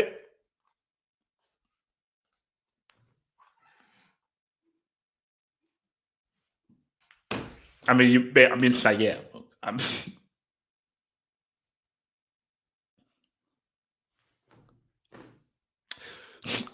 Because I remember that was a big deal. That was a big deal, and I believe he moved. When did Kanu move to Arsenal? I don't know whether it was before the '96 Olympics or after the '96. And you know, guys, I met Kanu. Let me even say this right. So basically, so this is how it is. So we win the '96 Olympics, Atlanta Olympics, amazing. We beat Brazil and Argentina. So the boys come back, and it's a huge, big deal. And my mom knew how much I was obsessed about football and everything, you know. And this, and look, I was young. Somehow, my mom got me to meet with Kano. So yeah, Kano Wanko. Kano Wanko was like, what? And I was super excited. And when we actually met and I actually saw Kano, I was so nervous. Remember, this is a young, absolute football obsessed dude, and I am looking at one of our flipping heroes who's just come back after winning the '96 Olympics. So I literally didn't say a single word.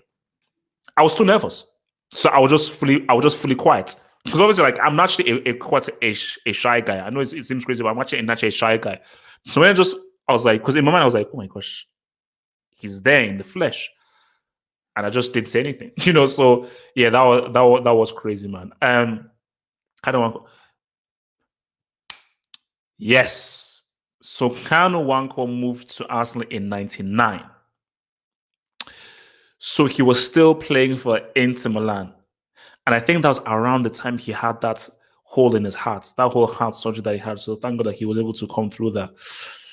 So he was at Inter Milan from '96 to 1999. You know, actually, he only had 12 appearances. But yeah, man, I think when he moved to Arsenal, that was a big deal. And I think that had a lot to do with a lot of Nigerians supporting Arsenal, because that was a huge deal. Because Kanu Wanko was a god. Wait, he's still a god. I think about this is this. For me, Okocha is still one of the best players of all time. 100%. He's one of the best players I've ever seen. And that's just a fact. But when you ask most Nigerians have a closer affinity to Kanu than they do to Okocha. They recognize that Okocha is one of the most naturally talented players of all time, but because of what Kanu did for Nigeria in that Olympics, specifically against Brazil, and also what he did for Arsenal. Scoring. Remember that hat trick that he scored?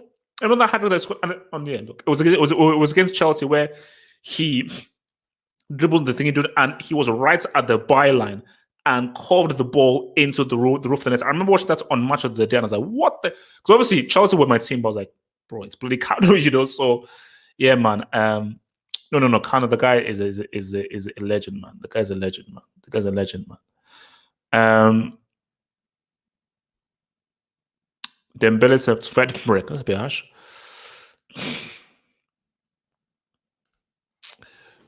It's Chelsea because they had a lot of West Africans. No. It's not Chelsea, bro. I told you, it's between Arsenal and Man United. It's in Arsenal and Man United, man. If Atletico knock out Liverpool, should we be considered a dark horses? Oh, for sure. For sure. I mean, because Liverpool, I still see them as the clear favorites. Look, Juventus are struggling. PSG can't be trusted. So if these dudes knock out Liverpool, they'll be the dark. I think they'll be like side favorite. No, dark horses. But that would make things very interesting, though. But then you see, for me, I still say Man City and Liverpool. No, we're sleeping on Man City. For me, I say Man City and Liverpool are the two favorites, especially with what City did to Real Madrid in that first leg. I think City and Liverpool are the two clear favorites here. But Coach Neros, bro, you ain't knocking on Liverpool at Anfield, bro. That ain't happening. I mean, anything is possible. That ain't happening, bro. And you know why? Because your boy's going to try and go for a 0-0, and he's going to get that walk. He's going to go for a 0-0, and he's going to get that walk. The best chance Atletico have of going through is they need to find a way of scoring goals. They need to find a way of just scoring goals. If they can just try and find a way of scoring goals somehow, then they're through. But when you've got flipping Morata, what hope do you have? What hope do you flipping have, man? Yeah, no, of course they're going to put Rooney in the Hall of Fame, man. Obviously, of course. And does it really deserve to be in the Hall of Fame? But I'll be real with you. The tie is over. Sergio, the tie is just admit the tie is over. Just admit that the tie is over. But I think City's performance and everything is slightly overrated. Real Madrid are just trash at the Bernabeu. Bro, bet some side chicks have gotten that ass at the Bernabeu. So it ain't that big a deal. It really ain't that deep. And them getting that ass, it ain't that deep, bro. No. So, but Sergio, it's over. So I don't know whether you got the memo, but Sergio, it's over, bro. It's over unless you can miraculously bring back Cristiano, get Zad back, or get Nima, bro. What the hell is Vinicius going to do? Bale, Vasquez, Rodrigo, what the heck? Carvajal has not been relevant since 2017. Yes, Saeed says, HH, why do you underestimate Diego Simeone? I'm not underestimating Diego Simeone. You are underestimating Klopp. You're underestimating Klopp. Because I think Liverpool will be very, very fired up for that second leg. And I just don't see Atletico keeping Liverpool quiet for 90 minutes. There is no way in hell Liverpool are not scoring. And if Atletico don't score, they'll be beat. See, if Atletico score, it makes things very interesting. Then, because if Atletico score, Liverpool have to score 3. 100% Atletico have to score. This is a scoreline you're not going to see. It ain't going to be 0-0. Now, it could be 1-0. Liverpool knock at the door and they get frustrated and it now goes into extra time. That is a possibility. And I hope Simeone doesn't try this. Don't go for a 0-0. That's not happening. Liverpool are scoring. In 90 minutes, Liverpool are going to score a flipping G, man. Liverpool are going to score a flipping G. Um, no, no, look. Let me be clear here. Real Madrid. That's if on face value, of course, the tie isn't over. 2-1 in not is no, it's 2-1. 2-1 is 2-1. So but I'm just looking at the dynamics of the both of the teams. And I'm specifically looking at Real Madrid. Bro, nah. Like, I just don't see it. I just don't see it, especially if he plays Modric in there. But look, of course, wait, Madrid, they have a chance. Of course they have a chance because City are not the greatest at the Etihad, you know. City are not the greatest at the Etihad, and many teams have gotten that at the Etihad, but like how that first leg went, man, I was like, these Madrid guys, man. I mean, I don't know where the goal was going to come from, man.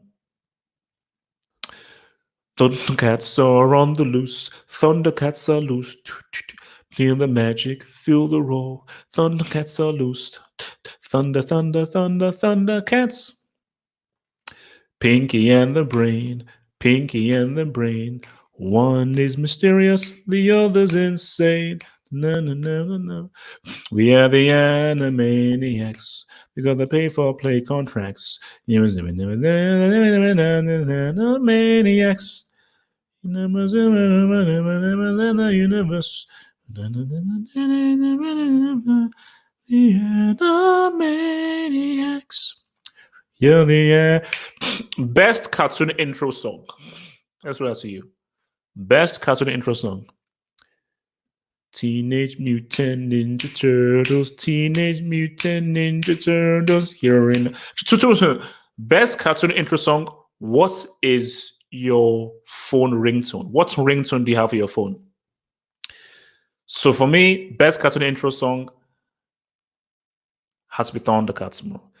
Ninja Turtles is close. Ninja Turtles is close, but Thundercats has to be that. I've got two phones. My main phone, my ringtone is the Captain America theme from the movie. My other phone is the Ninja Turtles theme. Those are my two theme songs, right? So, actually, let me remind you, Madrid won 12 UCLs. 12. Who did they have? And when they won 3 in a row, who was a critical member of winning those 3 in a row? Cristiano Ronaldo with a peak Ramos who was fit and a peak Modric. Modric is now older, over the hill, and they don't have Cristiano, and they don't have another attacking flair player, and Bill has declined. So, let's just look deep into those things. Yes, you have to score, bro. Atletico have to score. They simply have to flip and score. Ben 10. Ah, interesting, man. Mona the Vampire. What is Mona the Vampire? Yeah, Dexter's Lab. Wait, how do that song go again? Oh god, I've forgotten how it goes. I know the thing about it at Dexter's Lab, because I've got an older sister, I really, really connected with Dexter. Because Dee Dee reminded me of my older sister. Well, not fully, but just that the whole thing of how your older sister can just sort of like, get in your stuff and everything, and you can't really say much because she's older than you and everything. Yeah, man, that really connected with me there. Mojo Jojo. Mojo Jojo. That dude was weird, man. Mojo Jojo was weird. Oh no, Spider-Man. Spider-Man. Spider-Man. Spider-Boy. Spider-Man. Spider-Boy. Spider-Boy. Amazing series, man. And I can't find it on DVD. I mean, I've found X-Men DVD. I cannot find a DVD collection of Spider-Man. If somebody can give me a download link, let me give that amazing cartoon series, because I watched it recently, like the full thing. You go, amazing. It's flipping amazing. Like, those episodes were far deeper and better written than any of the films. Any of the films. Flipping amazing, man. Like, those episodes with Venom, amazing. Those episodes with the Venom were flipping amazing, man. H, if you forgot about Ramos out next, like, yeah, that's huge. Although maybe that could be a help because maybe he's been a brick, a bit of a brick, a bit of a brick, you know, because they'll have to go with Varane and Militao. Although Varane does play better with Ramos alongside him, so yeah, man, I think that could be a big loss.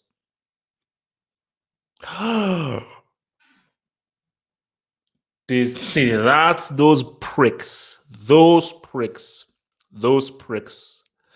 Is Disney Plus worth getting? Is Disney Plus? I mean, that's huge, man. That's huge. They have Disney Plus. They have Disney Plus, man. I mean, Spider Man is on Disney Plus. Damn it. After skills, man. What up, baby? What up? Top 3 managers ever: Wenger, Pep, and Bielsa. Oh wow, damn. Oh, for me, top 3 managers ever: um, Mourinho. I'd probably say Beckenbauer, Mourinho. See, that's what you said. Managers, managers. Beckenbauer, Mourinho, Fergie. Pep is a great coach. I don't think he's a great manager. You know, I think in a Beckenbauer, in a Fergie, and Mourinho, these are guys who could manage difficult situations, can really build teams, grind out results, work with average players, rebuild teams, get the best out of sideshow players, and so forth. So yeah, those I'll go for. But yeah, Wenger really. See, first half Wenger, yeah. Second half Wenger, Pep, great coach. I don't think he's a great manager. Bielsa, I think he's a great mind, but what has he really achieved? You know, what has he achieved? Oh, who used to watch Wacky Races? Wacky Races was so good, man. Wacky Races was so good. Look, man, I mean, um, Wacky Races was so. Yo, can someone like mute this moron Ash R, man, with him spamming, man? Oh, you own the Spider-Man DVD? Oh, where the hell did you get it from, man? Oh yeah, Scooby Dooby Doo, where are you? The dance of being now. Scooby Dooby Doo. But you know, the other thing about Scooby Doo is that I just found it. See, I always found the investigations interesting, and I would have gotten away if it wasn't for you pesky little kids. You know what's it called? Wilma. Who are the other ones? God, I've even forgotten their names now, man. But the investigations were always really cool though. But no, I loved Wacky Races. And do you remember the episode in Wacky Races where dastardly these bricks were literally an inch away from the finish line and they still messed up? I was like, I don't know what happened. I think either their car broke down or something. They were an inch away from the finish line and they still bricked it up, man. Now that's what you call bad luck, man. That's what you call bad luck. No, courage. See, courage, the cowardly dog, is basically like Ren and Stimpy. Like I was like, wow, it was so, and that's why I think that that's the making of a really great cartoon that pushes the boundaries. It doesn't have to be childish. Kids also like to be scared. And yeah, some of those, remember Le Quack? And as I was watching, I was like, this is really messed up. Like, this is like really dark. This stuff is really dark, man. But no, really good, like very imaginative show. Like that dude, what's his face? Jendi Tartakovsky, man. That dude was crazy. And a show I need to watch from the beginning is Samurai Jack. Like, that is something I need to just sit down and watch. Pop quiz there. The guy who does the voice for Samurai Jack is in Pulp Fiction. You know, he is the black character at the beginning of Pulp Fiction. That is the guy who does the voice for Samurai Jack. So yeah, a little bit of a pop quiz for you. But yeah, that's a show that I need to do from the beginning, man. Yeah, Dastardly and Motley, man. Oh yeah. Oh, sorry, it's Velma. Wilma is Flintstone. Yeah. Wait, wait, who are the other dudes? So it's Velma. Who are the other dudes there, man? Yeah. No, Courage the Cowardly Dog was bloody good. And I really hated that grand dude, man. Because like the grandma, she was so sweet and he was such a dick. I said, wait, how did you get married to such a prick? Like, this dog has saved this guy's ass so many times, and he just disrespects him. I'm like, and basically, it's really annoyed me because I'm like, wait, bro. I mean, just just beat this dude, and he like, you're so nasty, you're so rude. But I was like, wait, how the hell did they get married? Unless he just grew worse, but like, how did such a sweet lady get married to such a flipping prick? Like, that's never really, I never really understood that, man. I never really understood that. Wait, is it Johnny Quest? I think that was the name of the show. Yes. Johnny Quest.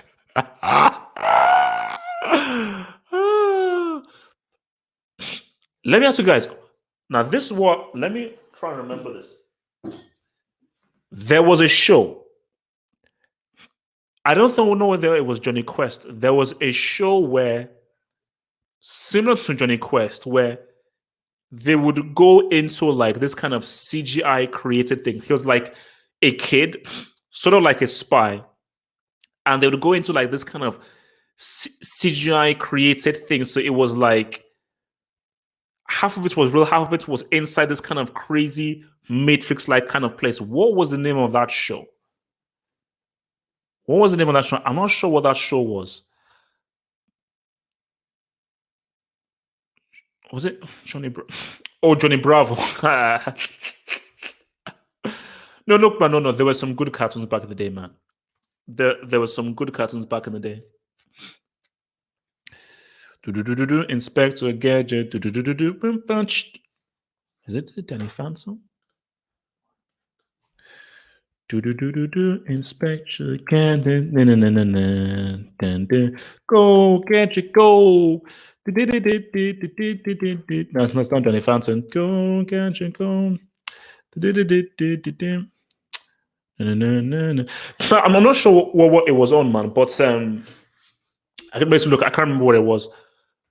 But Robot Chicken is now that's a really good thing, man. Robot Chicken was pretty good, man. I mean, Robot Chicken. See, they come up with some really cool stuff. Because that's the weird thing. I say I'm working on a ultimate battle between Homer Simpson and Peter Griffin. But the thing though is, I think I need to watch more Family Guy to really know more about Peter Griffin before I do that battle. So HH is 43, not 33. Okay, so basically, so you guys are trying to work out my age based on the cartoons that I watched. Guys, you're never gonna find out my age, bro. You know, you never will be. Um,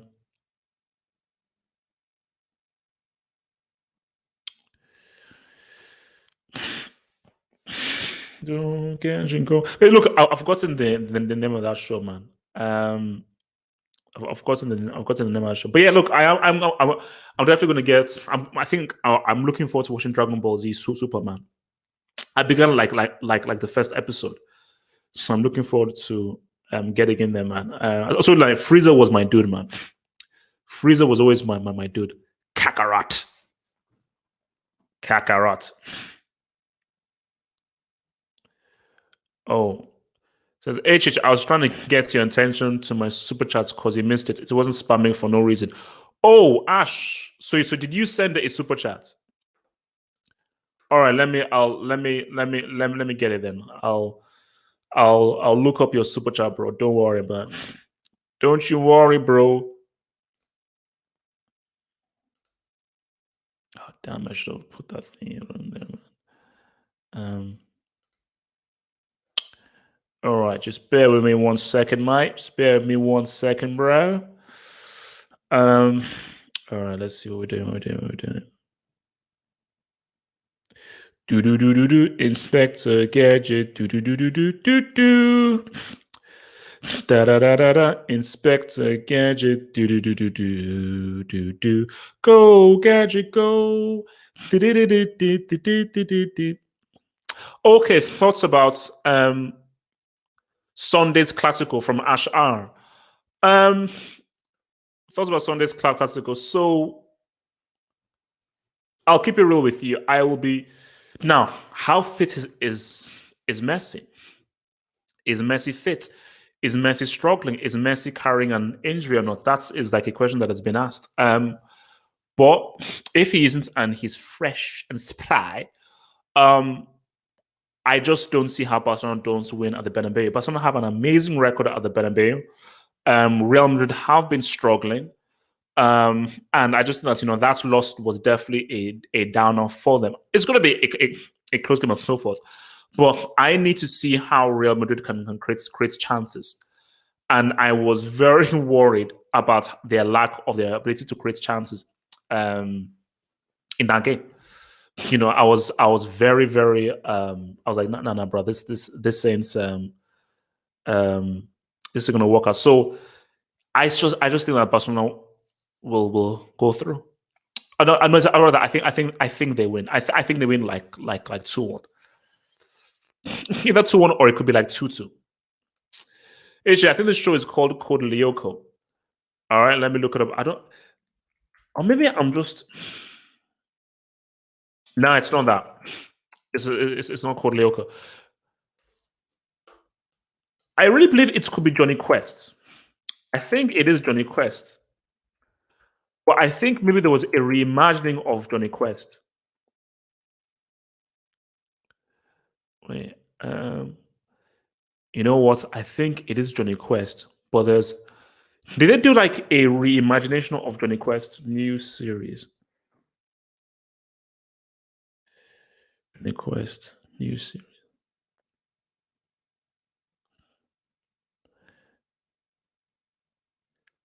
Yeah. It's Johnny Quest. The Real Adventures of Johnny Quest. I think that's it. The Real Adventures of Johnny Quest. Yes, it is. Yeah. Yeah. The Real Adventures of Johnny Quest. Yeah, because they had some weird ass like CG stuff. I was like, what the bloody hell is going on here? Yeah, The Real Adventures of Johnny Quest. You know. Yeah, I mean, it was all right, man. It was all right. It was all right. But as I said again, best cartoon of all time is Tom and Jerry. Easily, like nothing comes close. Tom and Jerry is the best cartoon of all time. All time. Amazing. Best cartoon of all time. Best cartoon of all time. None of my character comes near Goku. Let's be real. Goku isn't a great character. Vegeta is a better character than Goku. Frieza is a better character than Goku. Piccolo is a better character than Goku. Like the best character in Dragon Ball Z really is probably between Piccolo, Vegeta, and Frieza.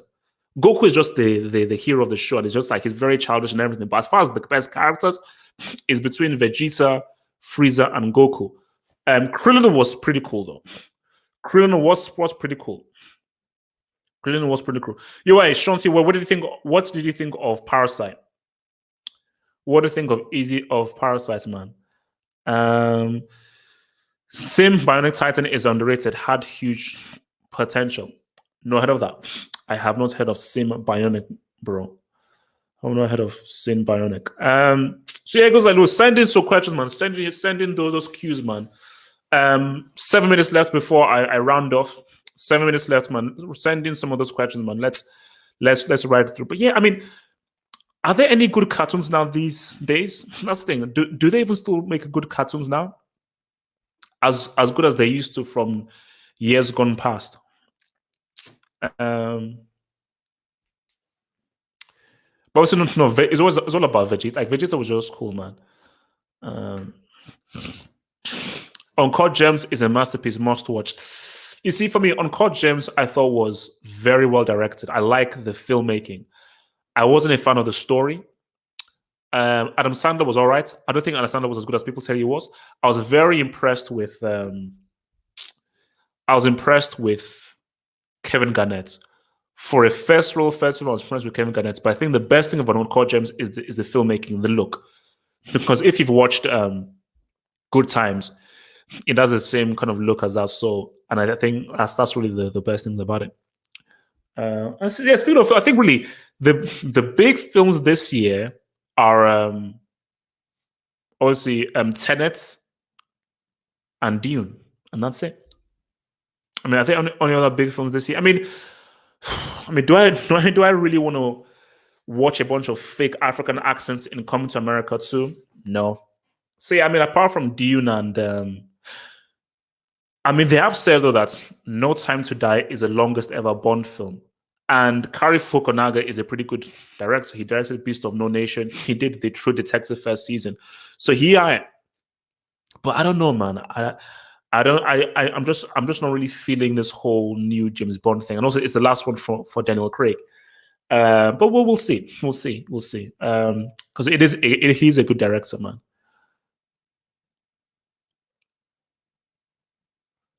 I wanna be the very best. No one ever was. To catch them is my real test. To chase them is my cause. Pokemon, gotta catch them all. Is Ash a brick? Let me ask that. Is Ash a brick? Because was he actually good at anything? Because all he did was hang around with Pikachu and try to catch Pokemon. But as a guy, we are actually really good at anything. Because I don't know. For me, Ash just comes across as a brick to me, man. I don't know.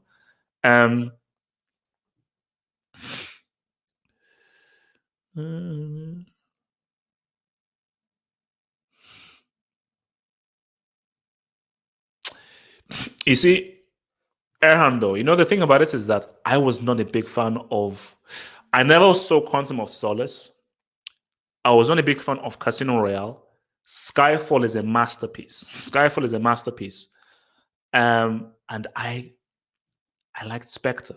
I know the ending was very ropey. The ending was very iffy. And also, what's it called?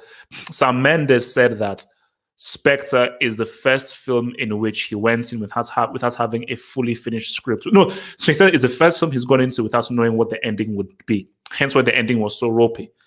But even within that, I still thought Spectre was still pretty good, apart from the ending. But yeah, like they've really misused Daniel Craig. Skyfall, what he had with Sam Mendes was something great. I don't know what happened with the Spectre ending, but that like Skyfall was just like that was the precipice, the pinnacle of James Bond. I don't think James Bond has ever reached the closest. James Bond has never reached the filmmaking heights of Skyfall. The best James Bond film is Goldfinger. That's just the best James Bondy film because he has the best James Bond in Sean Connery. But I don't think he ever reached the heights of Skyfall, though. No, I don't think it ever did. Red better than Ash the Simp. Who is Red? Something? That name sounds familiar. Who is Red? Red.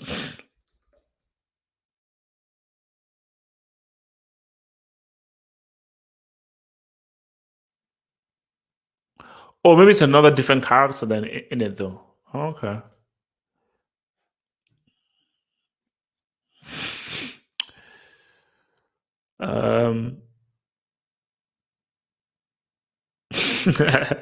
Pikachu, man. Okay, Red is the original Pokemon hero. All right, okay. Look, anybody is better than Ash, man. Look, best James Bond song is easily is GoldenEye. Like that standard, like dun dun dun dun dun, banana, GoldenEye, and the weakness, GoldenEye, I know your strength.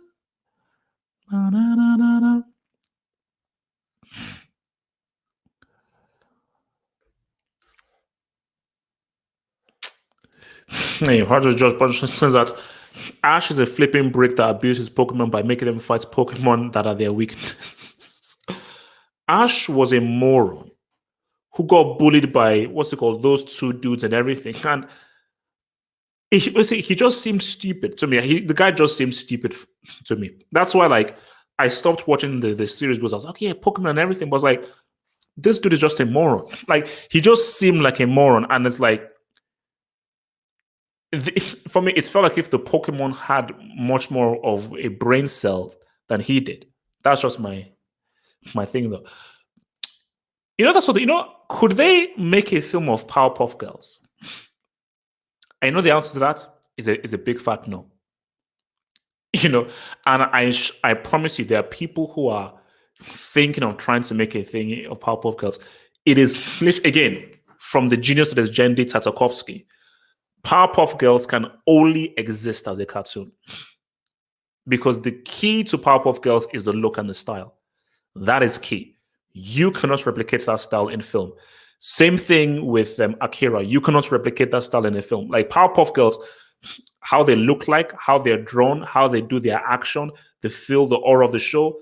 You can't do that on film. It's impossible. Okay. I don't want to see flipping Jennifer Lawrence or flipping Florence Pugh or any of these people. Then it was like, no.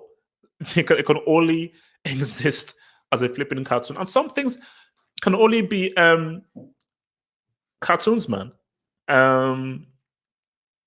So actually, I don't know whether my memory is right. So Mewtwo was the 150th Pokemon? Or was it the 152nd? So no. I think Mewtwo was the 150th Pokemon, I believe.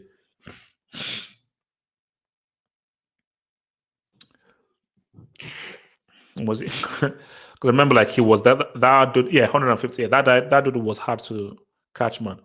Mojo Jojo.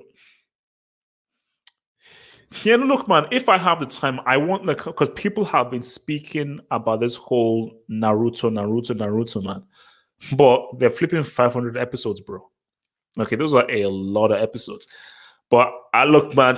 I don't think anything is beating I really don't think anything is beating One Punch Man. No, I don't think anything is going to beat One Punch Man. All right, guys, look, man. I think this has been a good stream. This has been a good stream. So, your boy will be back. Oh, let me hit the super chat here, man. Your boy will be back here on Saturday for the open hangout from 10 p.m. 10 p.m. GMT. I'll be back there, and I will try and get back onto Twitch. I need to get back onto become a legend on Twitch very soon. Just that I've not had time.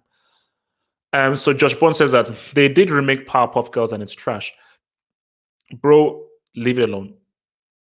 Just leave the classics alone. We don't need you messing stuff up. Leave those classics alone. Imagine them trying to make Dexter's Lab. Before I go, what was the name of the villain in Dexter's Lab? The dude with like black hair. Kids, kids. Wait, no, not the mom. Who was the name of Dexter's adversary?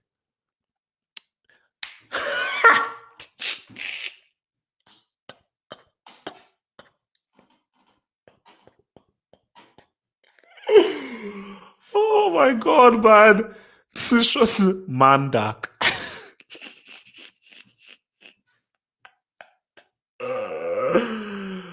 Oh my god, man. Oh man.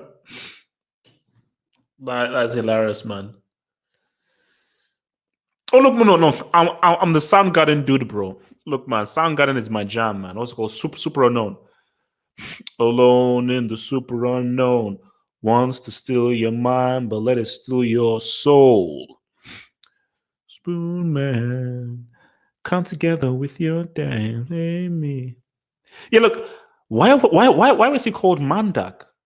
And he was so weird. The dude was so weird. But I was just say, why was he called Mandak? Oh, are the Gorillas out again? Or what, have they got a new album or a new song? Have they got a new album or a new song, man? Yeah, okay, guys, I'm out. Yes, I will drop the El Clasico preview tomorrow. And Sergio, I will try and be fair. I will try and be fair to your lovely Real Madrid. It will be. I'll be dropping that tomorrow. Hopefully by evening time, you'll be seeing Zai preview, pre-match analysis. And again, I'll maybe try and go live on Twitch. Yeah, why not? Why not? Yeah, why not? Why not?